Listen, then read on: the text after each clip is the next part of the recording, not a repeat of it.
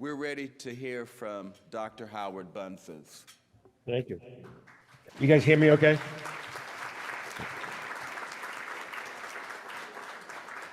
You guys all hear me okay? Thanks. Charles, I can't thank you enough for that kind introduction. Just very much appreciated. I've been working with CFA for over 17 years now, and it's just always been an honor and a pleasure to work with such a great group, so dedicated to everything we believe in. And if you're wondering what poly hockey is, it's just indoor floor hockey. And we have practice tomorrow night and a tournament coming up. So in case you're wondering what that is.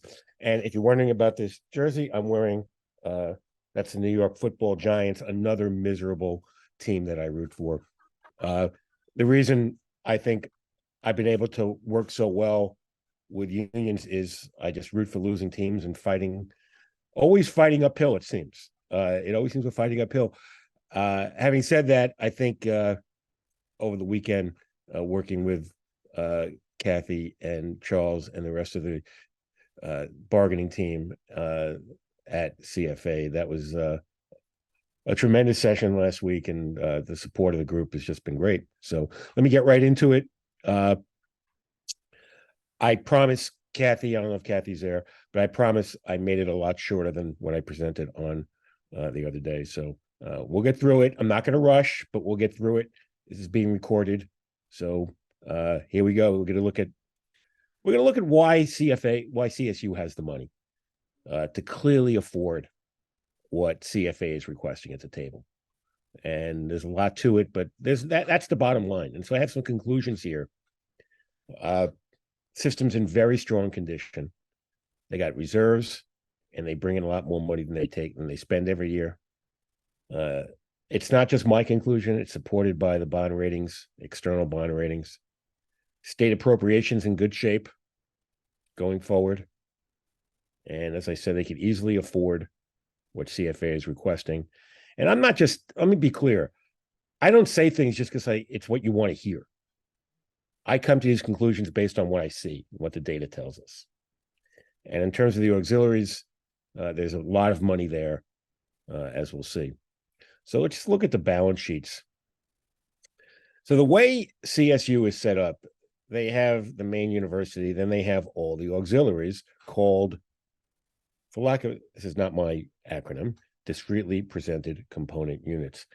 It's the foundations, it's the ASIs, and almost every campus has a foundation and an ASI.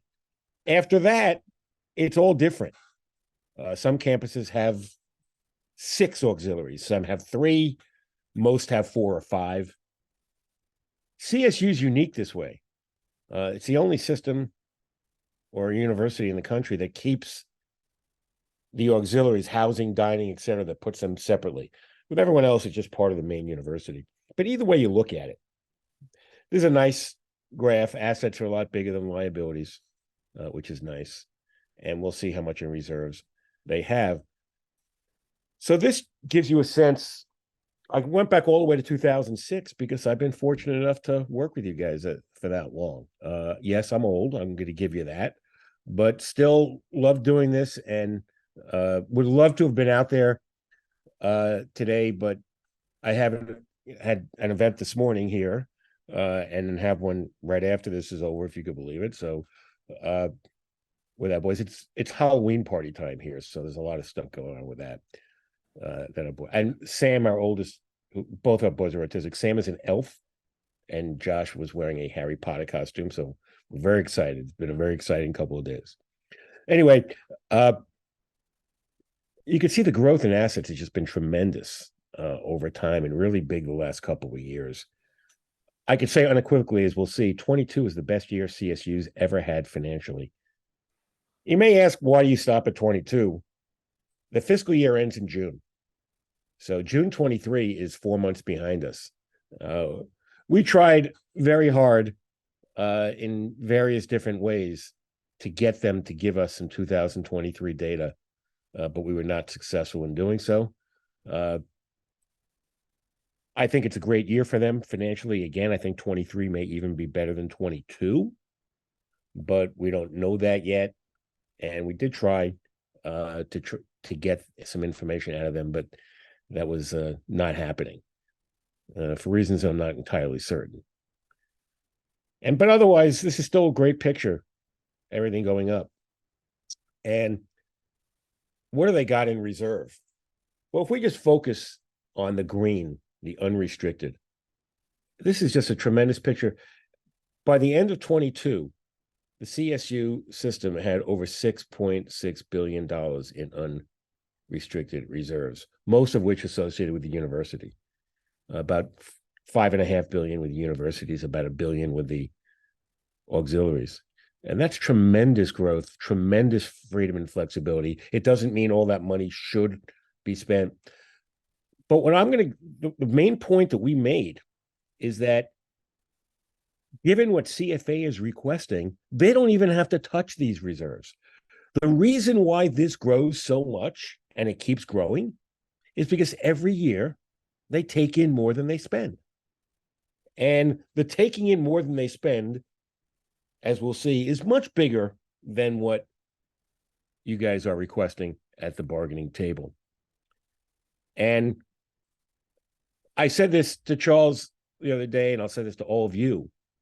These reserves have been built on your backs. I'm not just saying this because you want to hear it. These reserves have been built because they do not pay the employees what they should be paying them. It's that simple. And that's why these reserves are so large and growing. And you always ask with the reserves, to what end? To what end are you building this? What is your purpose? Why are you doing this? Why are you creating this big savings account that you claim you could never touch and you're never going to use? It really is a question that needs answering. So the reserves come from, as we'll see, I'm not going to bore you with the details, but the cash flows are all the money in from state tuition, grants, contracts. The cash flows do not even include the cash flow statement. This data here does not include anything from the auxiliaries. So everything coming in versus everything going out. The number one payment out, of course, is payroll, salaries, and benefits, but there's also supplies, services, student support in terms of scholarships and things of that nature. So I wanted you to focus on this because it really, in terms of the bargaining, the orangey reddish line is the difference between what CSU is offering and what CFA is requesting. That's what the orange line is, $232 million. That's the difference between your proposal and their proposal. The green bars are how much extra cash flows CSU has generated every year going back from 2006 all the way to 2022. And what this is saying, in every year except for 2010, CSU has generated more cash flows than the marginal cost of what you're requesting at the table. And the best year by far, they generated $2.1 billion. That's what that says. $2.1 billion in these extra cash flows in 2022. You guys are asking for $232 million above what they're offering. And I think this really goes to the crux of everything. What does the other side say to this? The other side says, we really don't have this money. It doesn't really exist. But they tend not to focus on anything that's happened through 2022. Their focus is forward. They say, no matter what's happened in the past, the future is horrible. There's like 17 high school kids left in the state of California. No one's ever going to be able to go to college again because there's no high school kids left. There's only no high school students left. The state's not going to come through for us. We don't know what's going to happen. Therefore, we can't afford a raise. It really it defies probability. But this graph really does tell the story to me. It's what you're asking and what they have to meet that request. In terms of how much cash they got, the universities themselves have almost $8 billion in cash and investments, from $2 billion in 2006 to almost $8 billion now. This is not fake money. This is not this is not something that's maybe old, maybe they're going to get in the future. This is what they have now. And if you include the auxiliaries, they have over $11 billion in cash and investments. Now, there is debt involved. They have some debt. They do have expenses, but they have the money. They clearly have the money. There's no doubt about it. So this graph, again, puts what you're asking for in context. So this is what you're asking for, $230 million. Using Standard & Poor's says you generate $1.7 billion in excess cash flows. You did in 22. The way I look at cash flows, you generated $2.1 billion. The way Moody's figured out cash flows, you generated $3.1 billion in excess cash flows in 2022. And again, this is proving they clearly have the resources to address what you guys are asking for, and then some. The bond ratings themselves, this graph, this is how Moody's determines a bond rating. They have 9 variables: 1, 2, 3, 4, 5, 6, 7, 8, 9. The bottom 3 are not empirical: brand and strategic positioning, operating environment, financial policy, and strategy. The other 6 are all empirical variables. And the shaded outlined boxes are where CSU fits on the scale. AAA is best, and it goes all the way down to a very low rating. So on the 6 empirical variables, CSU has the highest rating in 4 of them, the second highest rating in 1 of them. And the only one that they don't have a high rating on is debt. And just a word about debt. The reason why CSU has so much debt is because of the building of the dorms on the campuses over the last decade. The state has stopped capital appropriations. There's 2 types of appropriations. There's the operating appropriation that they give to each of the campuses, and then there's a capital appropriation, which they give. A request gets made, we want to build a new dorm, and sometimes the state will kick in with an 8-figure amount or a 7-figure amount, $5 million, $10 million. That money is stopped for the last 10 years or so. It's just basically stopped from the state. So, but the CSU administration has decided that dorms are the answer.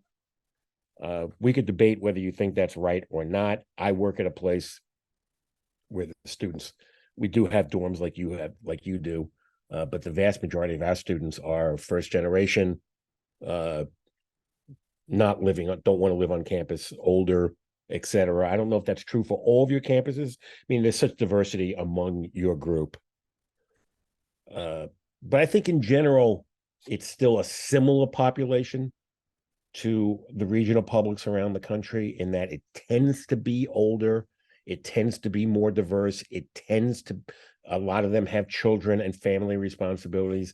They're not 19-year-olds sitting in a dorm room. There's some of that. I'm not saying there's not some of that. There is, but that's not the majority of what happens within the CSU student population.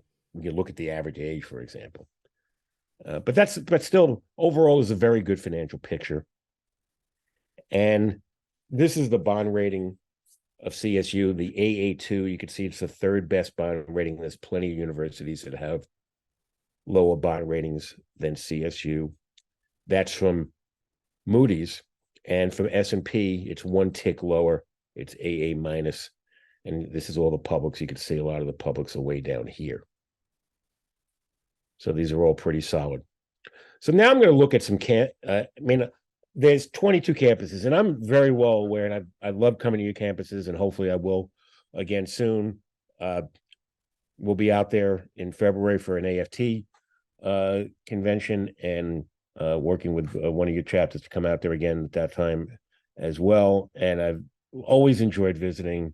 It's always been, I've got nothing but tremendous support every time I've been. I've been to I've been to East Bay and Long Beach. I've been to San Francisco State several times over the years, and really always enjoyed it. You guys were great and always supported it. So what I did here, I was told by people on the marketing team that these campuses here, East Bay, Sacramento, and San Francisco State, were having budget issues, and the faculty and their administration were saying that cuts have to be made. I included Long Beach because you just for the home team there. I assume there's some Long Beach faculty sitting in the audience. I gotta believe there are. Can I get some acknowledgement to any Long Beach faculty there? Yes. Okay, good. And I just want to stay up front. I know, it would have been good to do all 22, but there's only so much that can be done. So I just want to, what I did for all the four that I'm just going to talk, I just want to talk about what I'm showing here. I'm only looking at 2 years, but what I'm showing is how much cash they got, what do they got in unrestricted reserves, and how much do they take in more than they spend. And just looking at the last 2 years. And it's a very similar story, some differences, but still very similar. East Bay has $160 million in cash and investments. They have over $120 million of unrestricted reserves, and they generated over $80 million of excess cash flows in 22, up from $54 million in 2021. This is all. Any suggestion that East Bay is in some sort of financial trouble or difficulty is just not supported by what the basic facts. Do they have cash? Do they have reserves? Are they generating extra cash in their operations? And these three metrics tell a basic story of, do you see trouble in this? Not only is there not trouble, it's strength. So this is East Bay. Next, the home team, Long Beach, much bigger institution, over $300 million in cash and investments, over $200 million of unrestricted reserves, and generated $90 million of extra cash flow in 22 after only generating $25 million in 21. And again, this is the main university only. There's no auxiliaries in any of this at all. This is just the main part of the universities. Then going up north a little in Sacramento, and same story. Over $250 million of cash and investments, $202 million of unrestricted reserves, and over $100 million of excess cash flows. I want to be clear what excess cash flows are. Again, that means all the cash in from the state, tuition, grants, contracts, state financial aid, federal financial aid, versus paying everybody who works there, all the supplies, cutting the grass, keeping the lights on, paying interest. That's what that big green bar tells me. Lastly, SF State, San Francisco State. This place probably had the biggest difference between 21 and 22, the biggest jump, but still $250 million in cash and investments. $186 million of unrestricted reserves, and $93 million of extra cash flows in 22 versus $46 million the year before. So really strong all around. The state appropriation. There's a long history going back as we go back. I think going back to 2006 really does inform us of what's going on historically with the appropriation. We had some down years, 2010, 2012. You had different leadership then.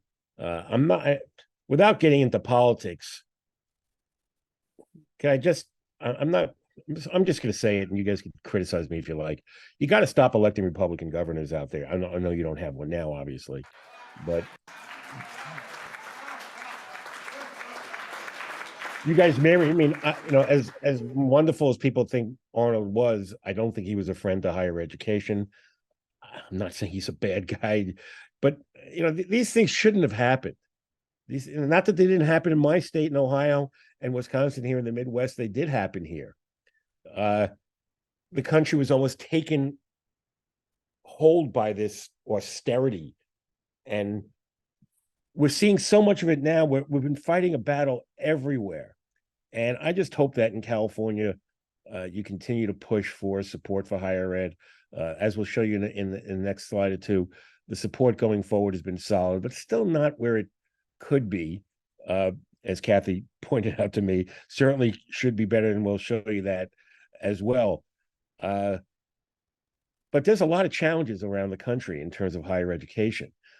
We just finished a report at Greensboro, University of North Carolina, Greensboro. I know North Carolina is not the same as California, but they have bills and they have a bill in their legislature to abandon tenure, to abolish tenure and only have contracts.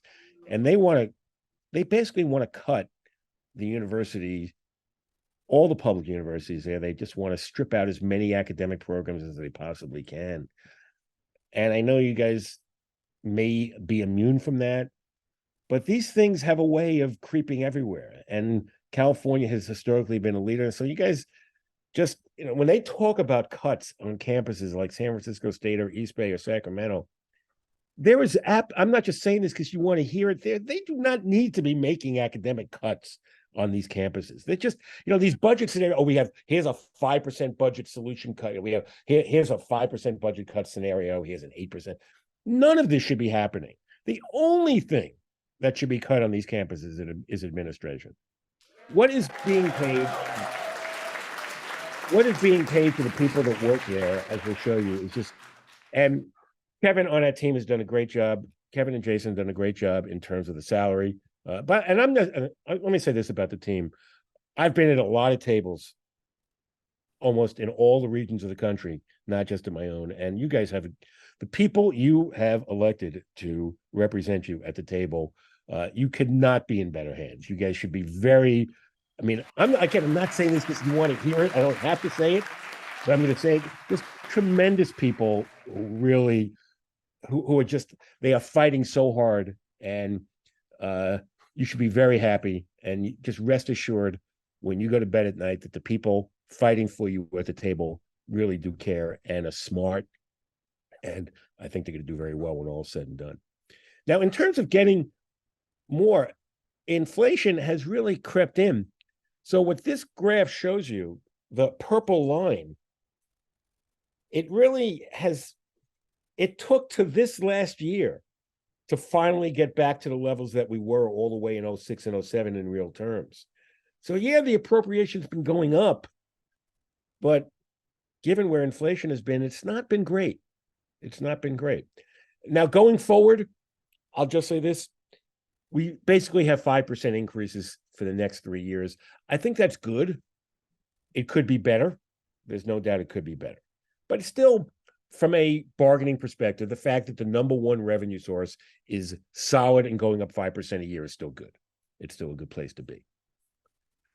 So now I'm going to look at enrollment, and I am going to look at it overall, and I'm going to look on your campuses. And I want to say something when we get to it. We get to the campus level. This is the system as a whole. And you can see there's been a slight downturn, but still remember, this is the number one largest system of higher education in the United States, is the California State University system. I think a lot of these enrollment changes are, in many cases, self-inflicted by acts of the administration. That's my view, the way they talk about budget cuts, the way they talk about things, and certainly the way they just decided to increase tuition, the fees starting next year, 6% per year for 4 years. Again, I'm not saying this because you want to hear it. I do not think those increases were necessary or are necessary. But I believe the Board of Trustees has approved them. But still doesn't mean you can't argue against them. This graph shows you where tuition revenue has gone. So the green bars are the revenue that CSU takes home. The gray bars are the change in enrollment. And in general, the green bars, the pandemic had a strange effect on everything. But still, going forward, the CSU admits that at worst, they expect a 1% decline in revenue for the year that just ended. And it's hard to know where things are going in the future. We tried to get some fall 23 enrollment data for your campuses. I think by next week, by the end of next week, there should be some official enrollment numbers. I'm very curious to see what they are. I have a feeling they're probably pretty. I get the sense that they're up. If they were down, I think they would have told us. That's my. I mean, maybe I'm just being too cynical, but I got a feeling they're better than they're telling us. So this is just the campuses. Now, I am not. I'm going to show you guys campus enrollment data, the levels, and then the changes. I am not showing you this to suggest one campus is better, worse, the same as others. To me, it's just giving you, all of you, just a sense of what's going on. I think all of you implicitly know these things anyway. There's so much diversity within the CSU system in terms of the size of these institutions, but they're still very large. Most of these institutions are very large, and largest being Fulton, and that's international at the bottom there, and which is not really a university. There's Maritime, and I've certainly done several work with the faculty there. They're tremendous. Work with them several times over the years, and Humboldt have been up there as well, though it's called something different now, and Sonoma. So these are all tremendous places. So this is I'm not going to give you the detail. I'm going to show you the graph in a second.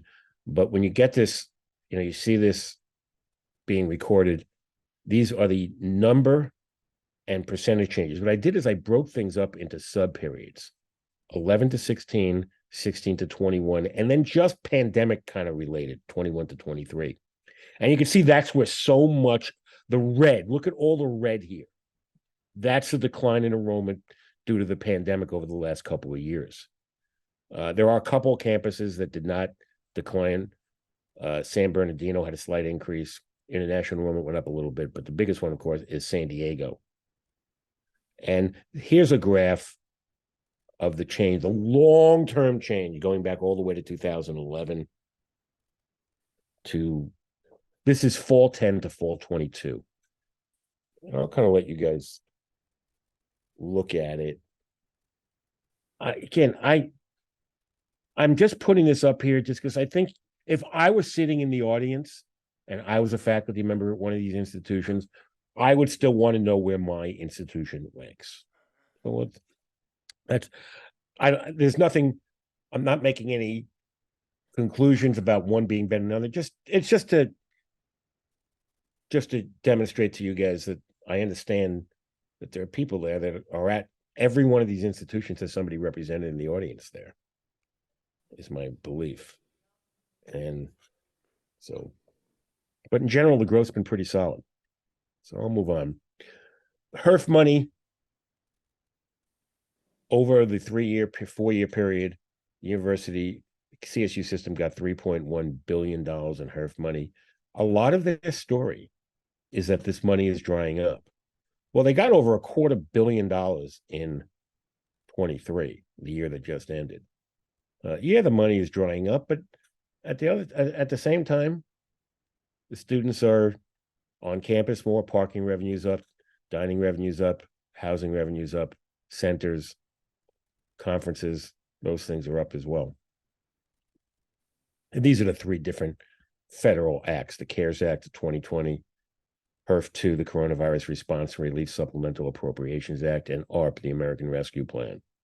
These were the 3 federal acts and that's outside of the money that came from the state of California. This is all federal money. So we'll look at the expenses, just look at the pie chart. Anybody who thinks faculty get everything, well, faculty are a third.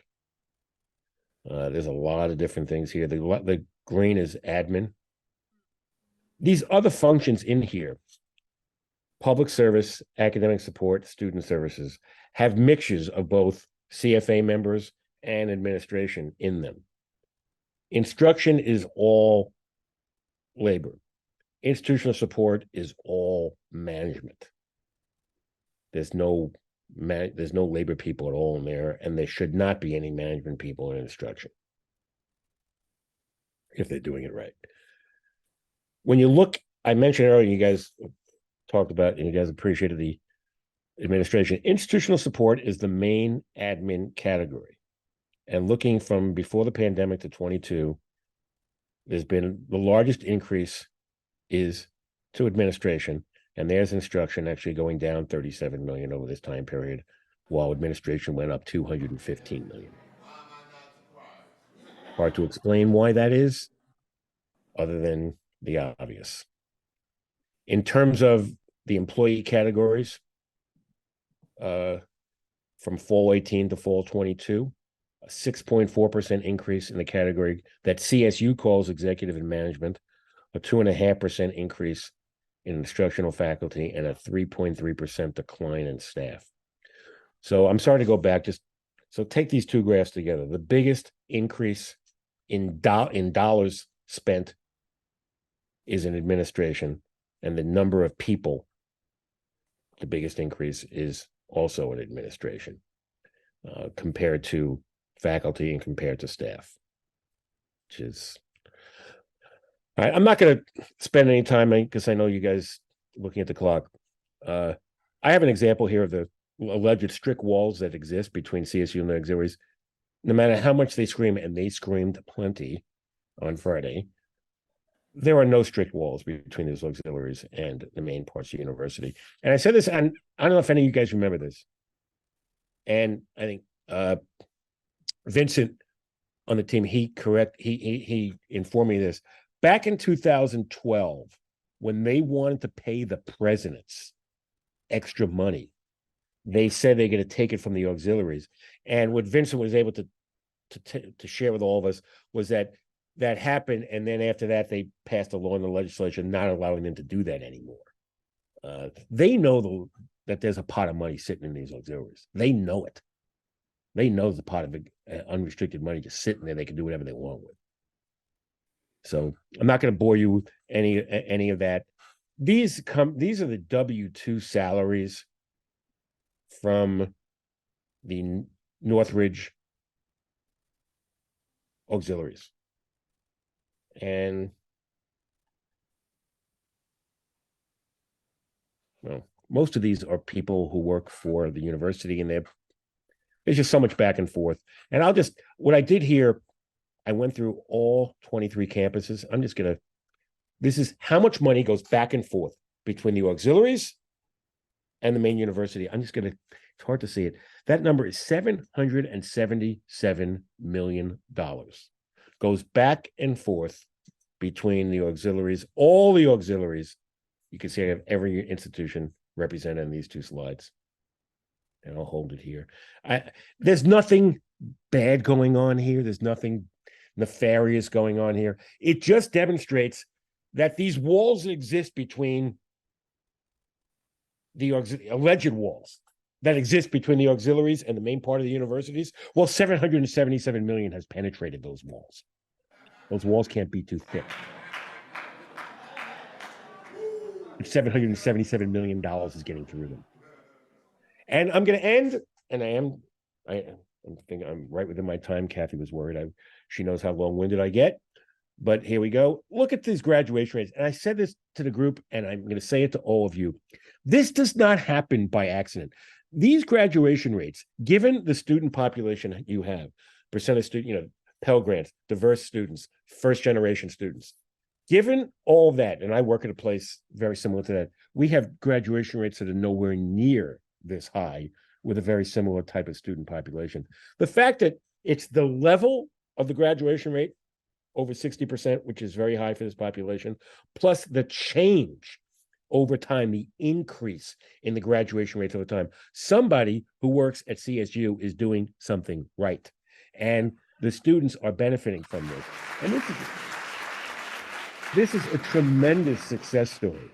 And it should not, I know these are just numbers, but again, I think there's something behind these numbers. Look at the 4-year rates. They're still not even 40%, but there's a big jump between the 4-year rate and the 5-year rate.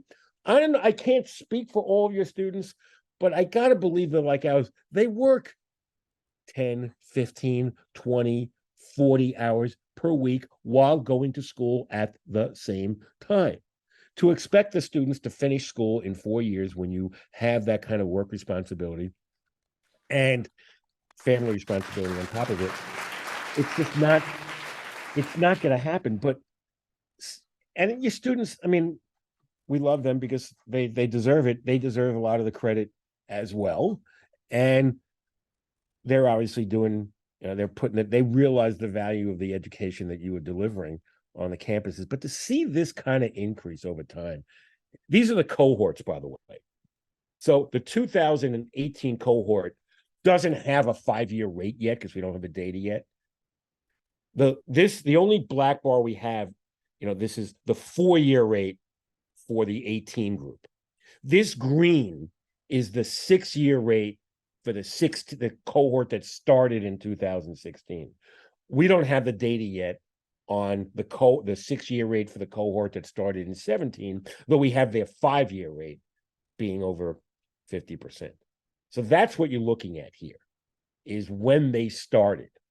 And to see these kind of increases in the graduate, this does not happen by accident. It happens because people who work at CSU are dedicated to their students and to their student success. And this is the result of that success. And given the resources that the institution has, given how the students are succeeding, I think it's clear that what the CFA and what all of you are requesting is something that you all deserve. Thank you.